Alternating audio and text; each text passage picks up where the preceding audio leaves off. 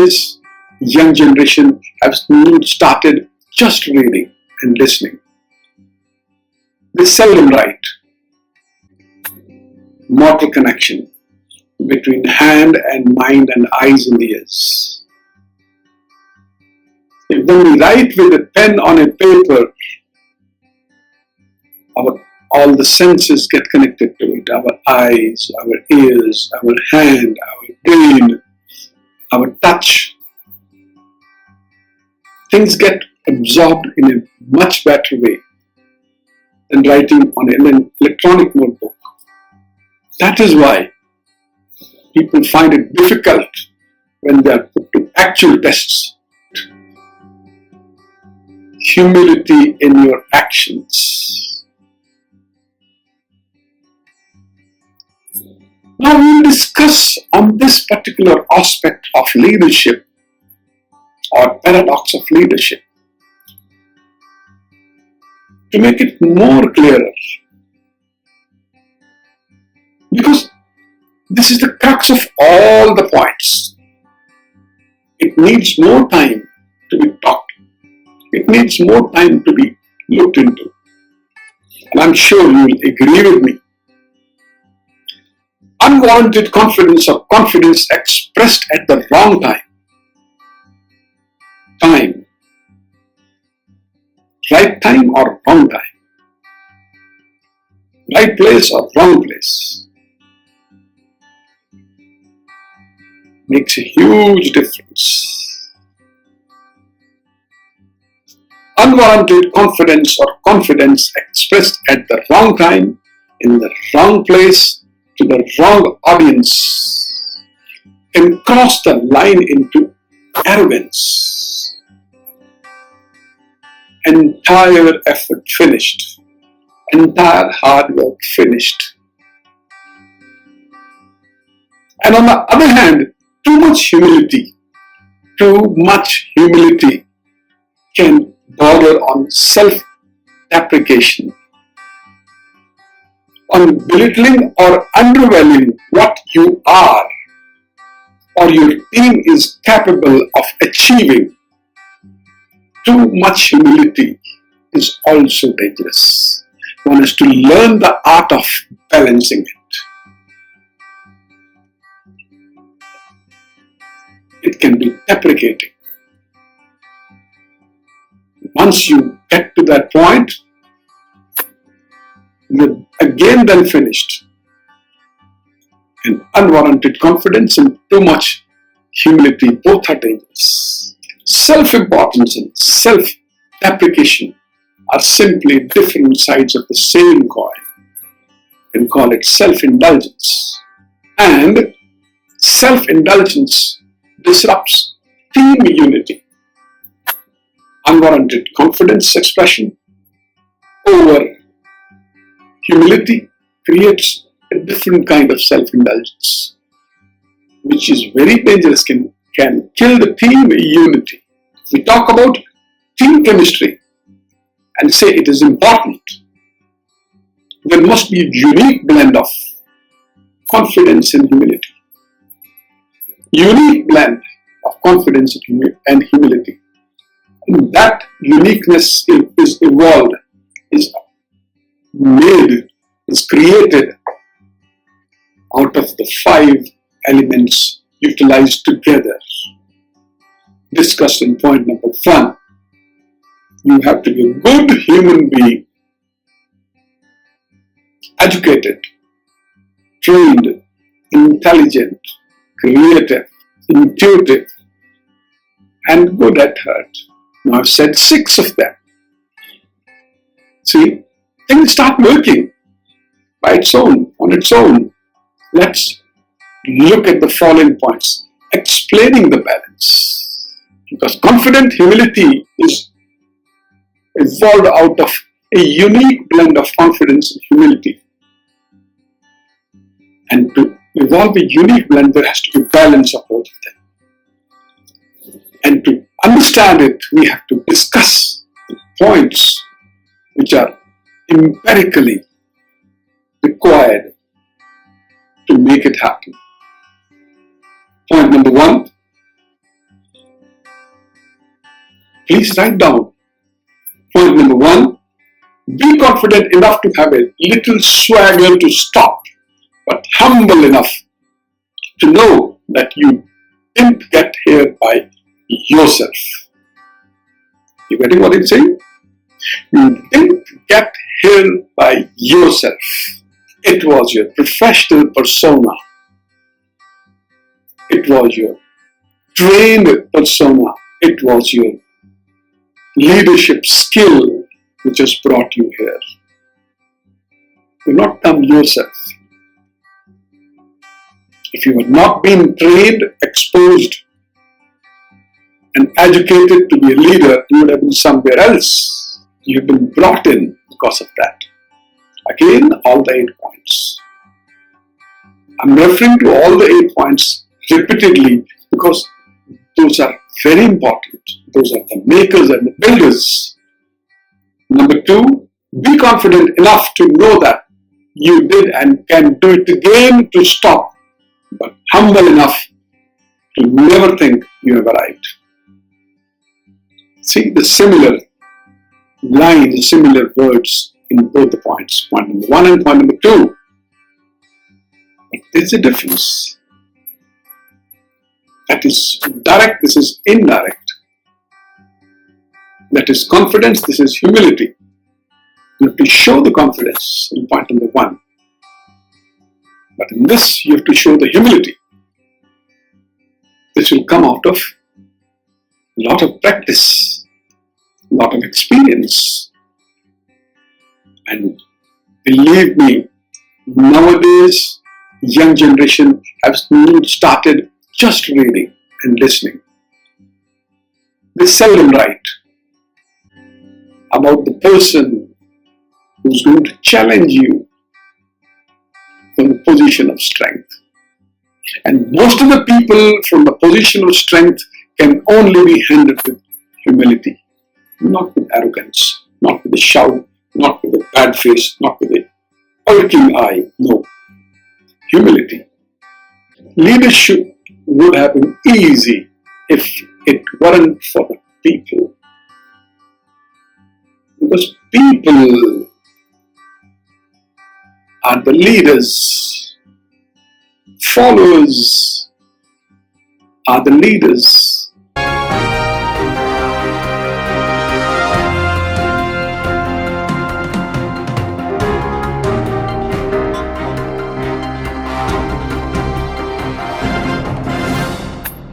Mortal connection between hand and mind and eyes and ears.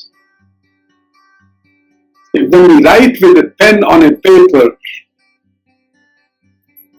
all the senses get connected to it. Our eyes, our ears, our hand, our brain, our touch. Things get absorbed in a much better way than writing on an electronic notebook.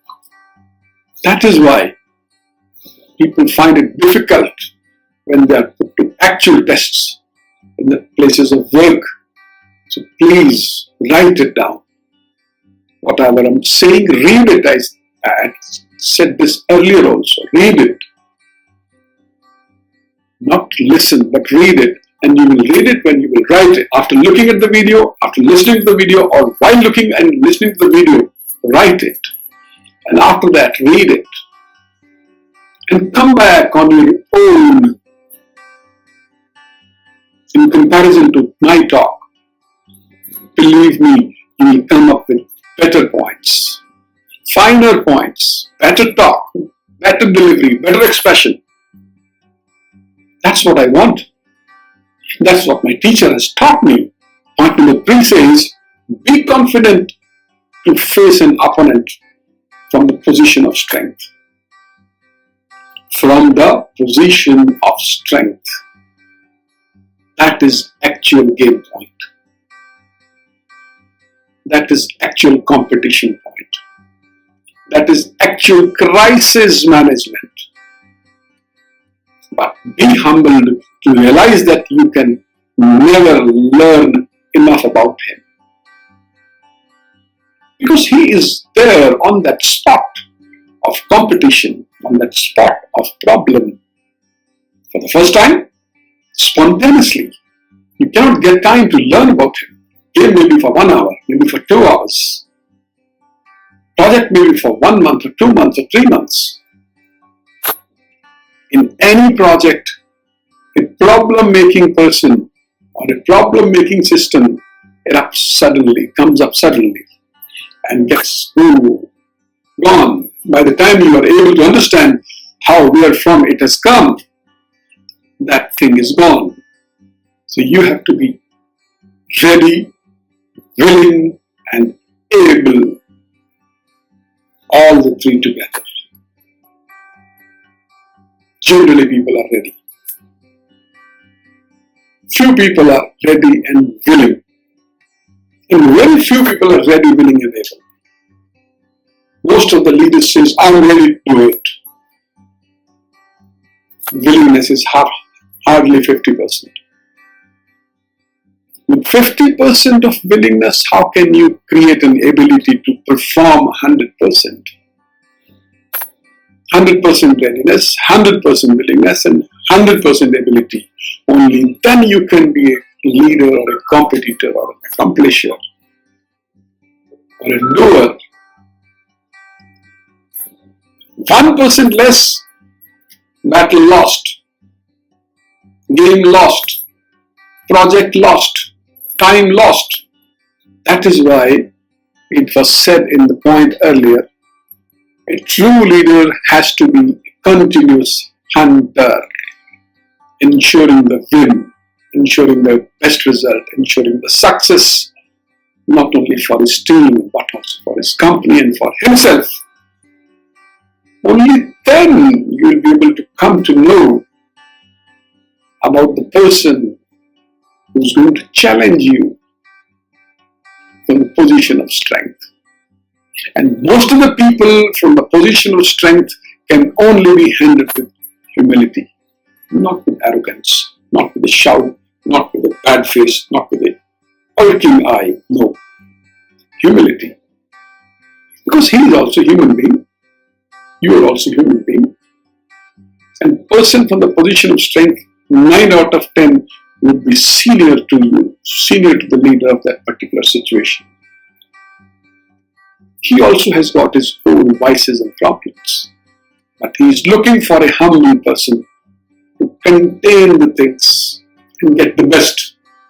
So, confident humility in action can ensure the results desired by the particular time. And number 4, be confident enough to stay focused when it is a time to get down to business. But be humble enough to take time for juniors or apprentices or trainees or students to be gracious who wants to learn from you.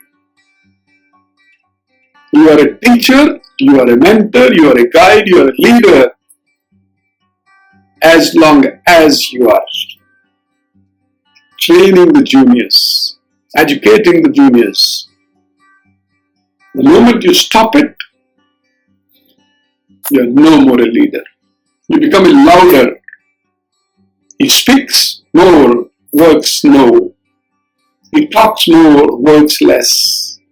He expresses more, has no affection, no affirmation.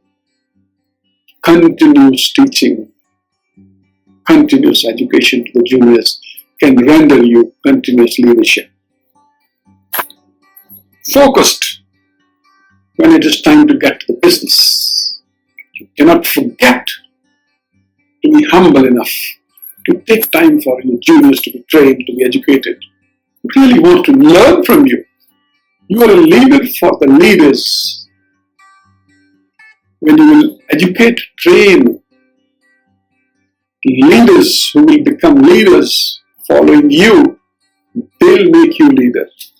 The people, the boys, the girls, the teammates who are there but don't have the kind of leadership concept, interest or quotient with them, they come and go. They don't make you leader. You cannot be called as a leader by the people for them. You will be called, treated, and respected as a leader for the leaders. It's a different aspect. It's not a paradox. But if taken critically, it is also a paradox. We can discuss it later on. Let's come to point number 5. Be confident enough to call someone who is getting done. Getting done means who's getting tired, who's losing faith, losing hope, losing energy. Call him, ask him, energize him, charge him.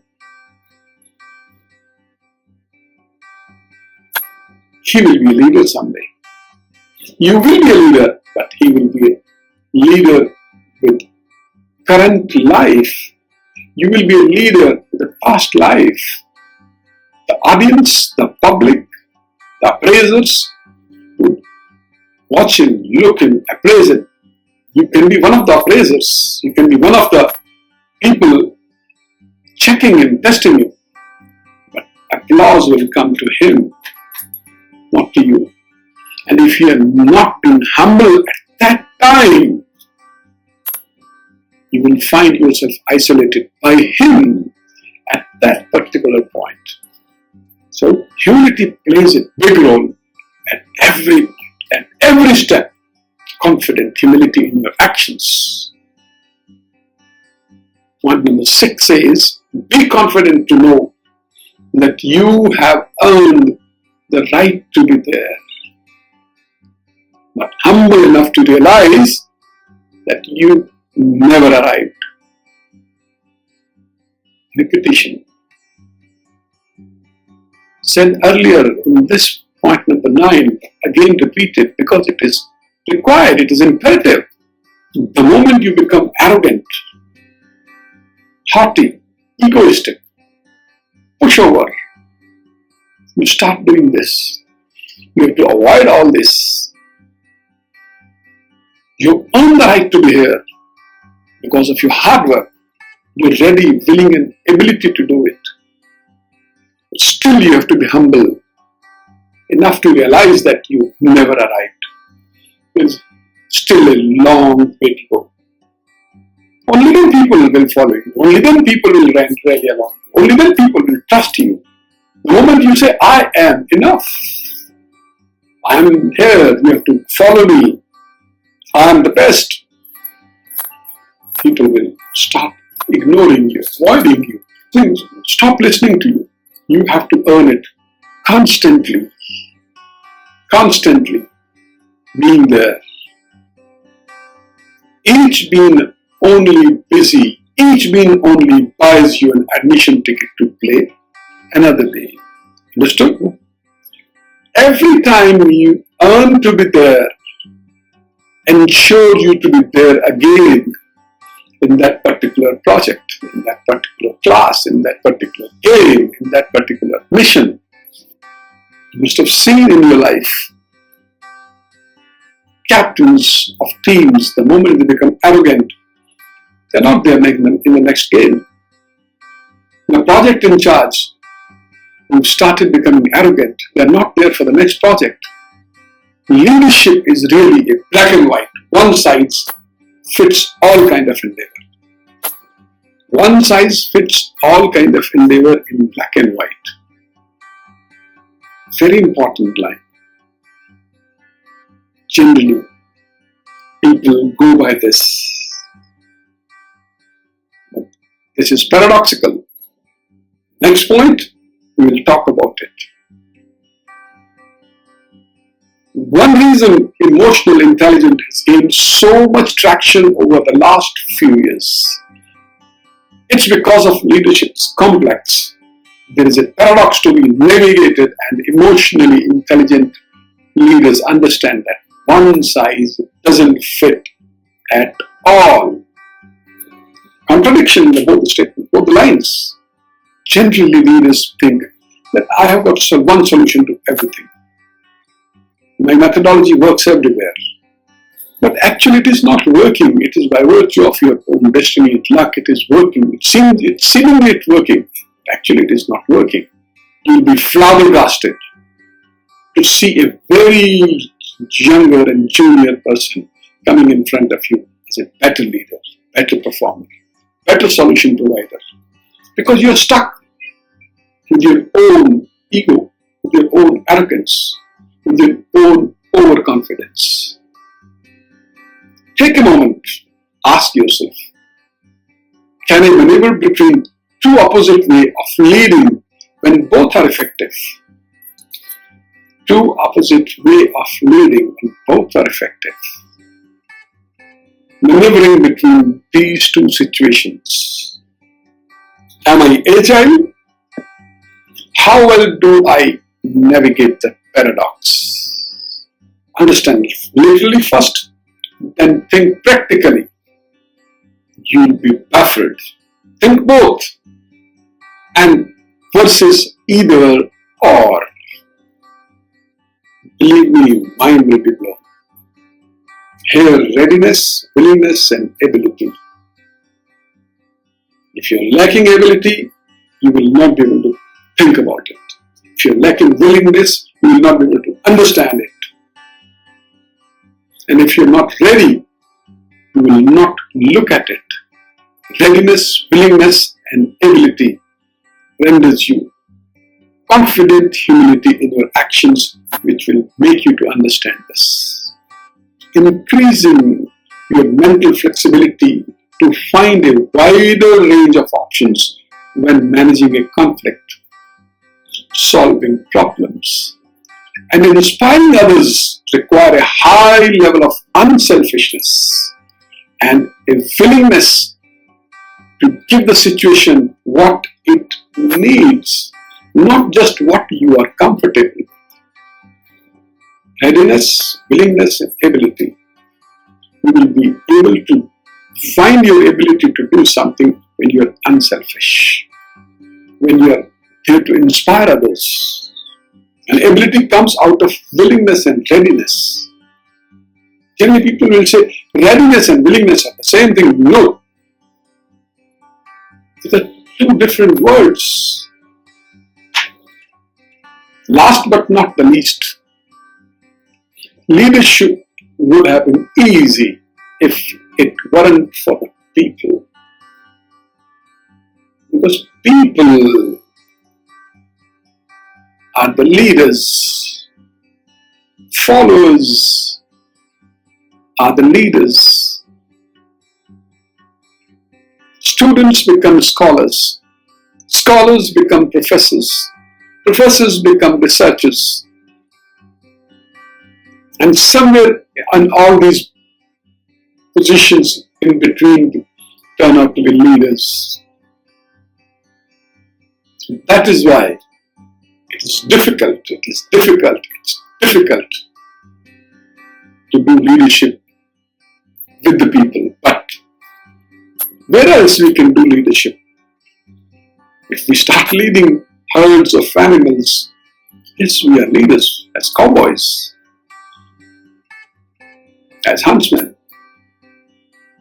as ringleaders in a circus, but not a leader. So, my friend, we have discussed point number 9 and found it prudently perfect to be a complete leader. Although it has been a very long episode, but it was required. I would request you to read it, and announce it to me, announce it to yourself, announce it to your peers, announce it to your friends, announce it to your brothers, sisters, family members. They will clap at your expression. 1 hour, 2 hours, 3 hours, 4 hours is going to give you 1 year, 2 years, 3 years, or 4 years of happiness. Practice it, do it. Make a video, share with your people, send it to me, put it on the YouTube. Let the people see. Let the people give comments. Forget about whatever they say. Pick and choose the best suited for you. You will become a fabulous leader. one day. Thank you very much for watching my episode, listening to it, and I would like you to read it out to me. Let's meet with that point number 10 in last episode tomorrow. Till then, goodbye. Have a good time. Stay blessed. Thank you very much.